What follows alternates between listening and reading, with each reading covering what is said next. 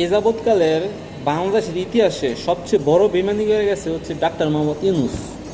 উনিরে মানুষ, বাংলাদেশের জনগণ 2024 সালে গণ অভ্যুত্থানের পরে শেখ হাসিনায় পলায় যাওয়ার পরে খুব আশা করে বসাইছিল যে উনি খুব একটা পাওয়ারফুল লোক ছিল, নোবেল বিজয়ী ডক্টর মোহাম্মদ ইউনূস, যে উনি রাষ্ট্রটারে নতুন করে নতুন সিস্টেমে সংস্কার করব, সংবিধান সংস্কার করব, রাষ্ট্রের বিভিন্ন সরকারি পদে সরকারি জায়গায় সংস্কার করব, নতুনত্ব আনবো। উনি কী করলো?